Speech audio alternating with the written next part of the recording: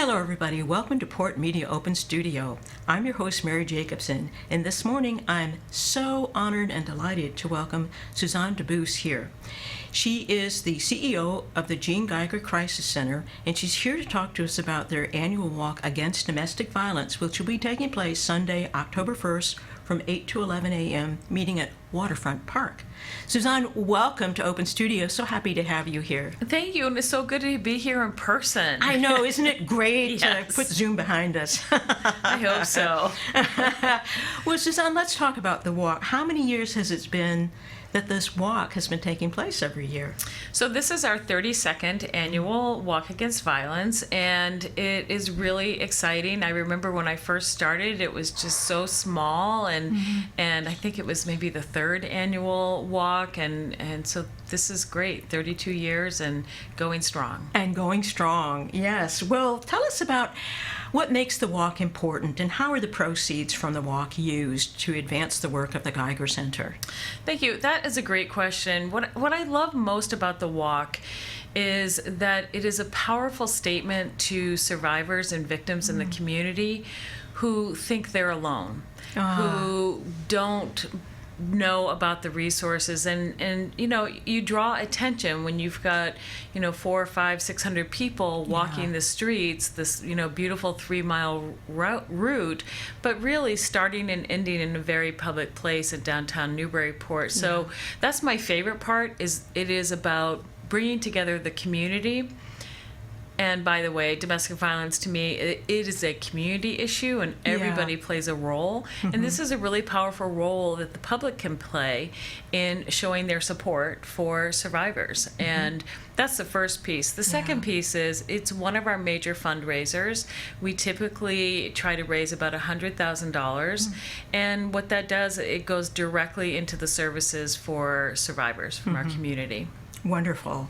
Well, over the years of the walk, and 32, that's 3 decades plus some, I'm curious to find out, what are the most significant changes that you've witnessed, for better or worse, in community attitudes toward domestic violence, in the means and strategies that the Geiger Center utilizes to create safety for everyone in our community? Well, I think the disappointing thing is that our statistics stay the same.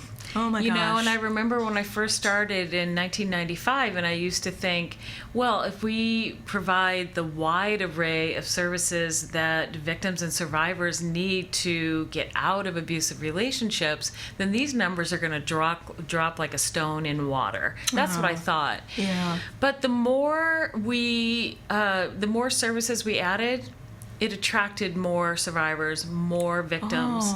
And so it's not a bad thing. It's just different than I thought. So that's one thing. The beautiful thing is that it really has resonated. The message that domestic violence is an issue that we can all be involved in some way or another has drawn young people to the cause. It has allowed, I think, community members, corporate sponsors to form teams that return year after year. I know we've spoken on previous shows that in 2017 we also began to do some work in Haverhill and Lawrence. Yes. And so it's allowed us to also spread that message to those survivors in communities where systemic racism is a part of what keeps survivors from accessing services. So the more involved the community is and has been, it's been growing year after year, the stronger the message is for survivors and the stronger the organization becomes. Well, it's interesting, Suzanne, because clearly a measure of your success is that more communities are finding out that you're there, and more people are feeling safe and hopeful enough to reach out to you, even though it means your statistics for the number of people needing your services remains plateaued. Right. But there's an understory to that, which is that it means that your outreach has been very successful and that people have a place to go to acquire services. So all in all, that's a huge success story, and thank goodness you're there. Thank you. And your outreach with folding in different groups within the community to see it as our joint problem to work on and to try and solve is also a huge measure of the success of your efforts. Thank you. So, well, I know that you are about to take off to a conference for the organization Girls Inc. And I was hoping that you could tell us a little bit about the work of Girls Inc. and what you're looking forward to about this. I assume this is a national conference. Yeah, this is a national conference. So in 2010, we started Girls Inc. at the Seacoast area. And what attracted me to that work personally was that the mission of Girls Inc. is to inspire all girls to be strong, smart, and bold. And it's not to say that girls and women who are strong, smart, and bold don't find themselves in abusive relationships. But our intent with this program is to help give young girls and adolescents the skills they need to avoid abusive relationships, to stay true to who they are, to, you know, have high confidence, high self-esteem, and the skills they need to navigate, well, also to listen to their truth and to tune into their instincts. And so what is beautiful about the Girls Inc. National Conference, it happens once a year and they always rotate where it is. And it brings together all the affiliates from the United States and Canada to learn lessons from each other, to learn and hear what National's working on. And there's a real emphasis on diversity and race equity right now throughout the affiliates, which is something that we are working on pretty steadily in our organization. So I always learn a lot, and I come back very pumped up about, you know, what's next. Wonderful. Yeah. That sounds exciting. I can see why you're looking forward to it. Well, I wanted to talk to you about some data that's been getting, and it's a good thing it's been getting a lot of media attention lately, and that has to do with some statistics that the CDC released about the state of mental health among teen girls. And just a really heartbreaking high percentage of girls who contemplate self-harm, which qualifies it, I think, as something of a crisis situation for mental health among teen girls. And I was wondering, Suzanne, because of the work you do you feel like you have an understanding of what is driving this uptick in this data about the poor state of so many teen girls' mental health? Like you, I'm really concerned about this, and we see it in both the children of the survivors that we're working with, but also in the young people that are participating in our prevention programs and our Girls Inc. program. I mean, everyone points to, like all the articles that I'm reading, points to COVID exacerbating already existing feelings that girls have about their bodies, about their role in the world, and they're very competing kinds of messages. There's the whole body positivity, girls have a voice, a right to a voice at the table. They have a right to presence at the table. They have a right to make decisions about their lives. And those same very powerful messages are also embedded in the other social media messages they're getting, which is always holding up an ideal image of what you should look like, who your friends should be, you know, what the ideal life looks like, you know. And I have 3 daughters, but 2 of them I just recently left home, you know, so we're now empty nesters. But these young women are well-adjusted. They're really attuned to the messages on social media. They get how damaging that those messages can be. And I could always tell, particularly with my youngest, if they've spent too much time on social media, because they'd be in a funk.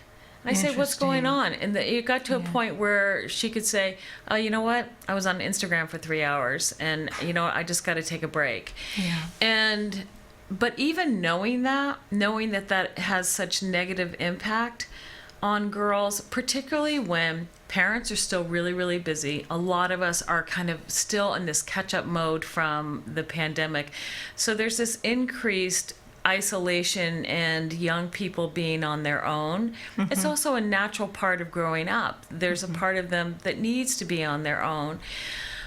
But it is hard to help them manage those messages and balance the truth with reality if you don't have that kind of, constant or consistent kind of communication set up with your young person. And so girls are left, I did a talk one time with my brother, and we were talking about growing up with a single mother and growing up in poverty. And what was really interesting that I'd never ever thought to myself was the way that he processed our growing up was he externally punished the world. Ah, okay. The way I did was I punished myself. Interesting. This was about me. For him, it was about the world. Yeah. And I don't think that's unlike the ways that girls process this kind of isolation, and why this idea of risky behavior, of harming themselves, and this high rate of suicides in teens, particularly LGBTQ plus, is really alarming. But I think there are things that we can do, and I think programs like Girls Inc., programs that are run throughout our communities. I know our schools are taking this very seriously and really trying to form kind of task forces, and I think the next key is also involving the voices of young people and asking them, what do you need? Like, what can we do to help shore you up? Yeah, so again, as you were talking about earlier, community involvement seems like a key to being able to address. Some of it strikes me, if I'm understanding what you're saying, is self-awareness on the part of girls and young people in general, really, about the impact they can expect to have, and to learn to be alert to and aware of the inner signs of depression or anxiety, or thinking about, do you measure up? How do you fit in? That these are signs that it's time to turn your phone off. Time to turn your phone off and to reach out. And to reach out. Yeah. Because, of course, loneliness has also been, our current Surgeon General, Vivek Murthy, has talked about loneliness as an epidemic.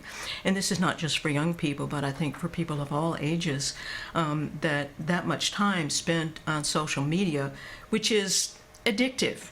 I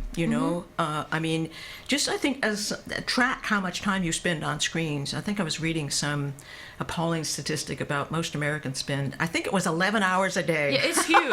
It's really huge. And this isn't healthy for anyone. Right. But then if you think about young people, especially who don't always have the perspective that age, if we're lucky, brings us, then it makes them extra vulnerable. And for girls, it's still true, I think, that a focus on appearance is still a major way that girls judge themselves, and that boys judge girls, that pretty much everyone in our culture judges one's value as a human being.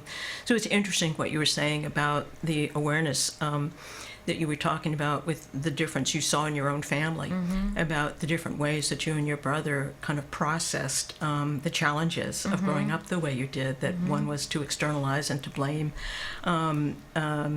and the other one was to blame, but internally, to go inward. So I think there's a key there that we have to keep applying. There is, and I think the other thing that we want to be able to do is to normalize young people finding their community of support. Yeah. Right? And so I remember when I was a teen, of course, if things were on my mind, I went to my best friend. Now, she was also 14, 15, 16.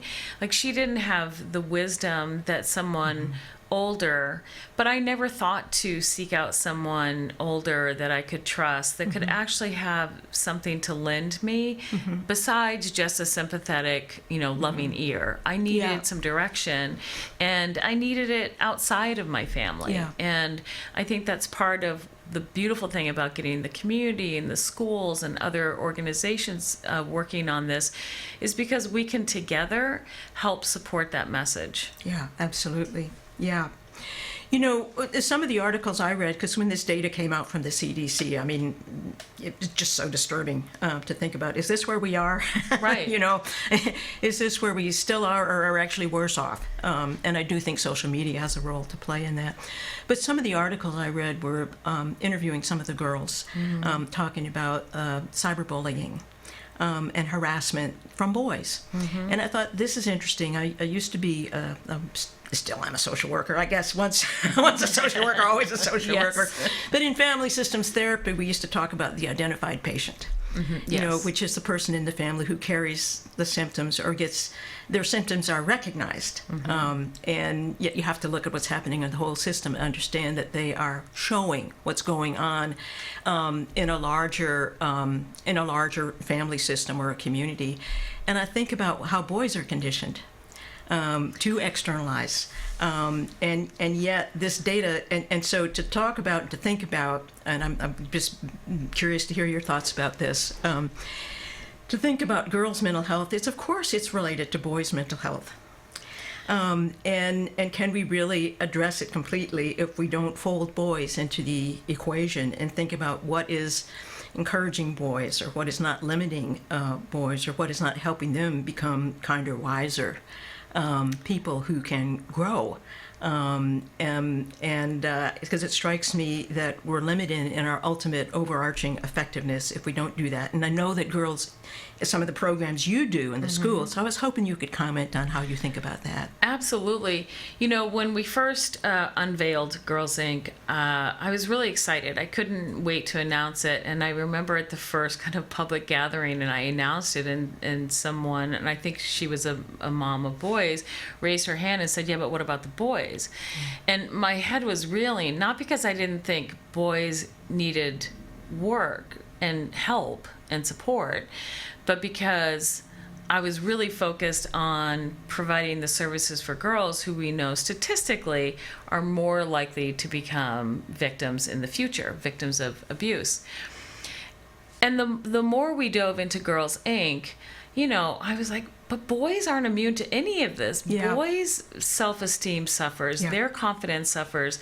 They have toxic messages coming Absolutely. to them about what it means to be a boy, what it means to be a man. And it violates most boys' sense of humanity, of kindness, of caring. And I knew so many boys, and I'm thinking about my nephews right now, thinking about my nephews growing up, and while they loved to play sports and be part of sports and you know, are definitely part of pop culture, they would never disrespect themselves by being someone that they're not. And they wouldn't, you know, feel like they needed to put on a show of being powerful or in control or cruel to a girl or a woman, because that's not who they are. And most boys and men are not. Yet we train them, we being the royal we, train them from a very early age to disregard their feelings, don't appear weak, don't cry, you know, buck up. Yeah.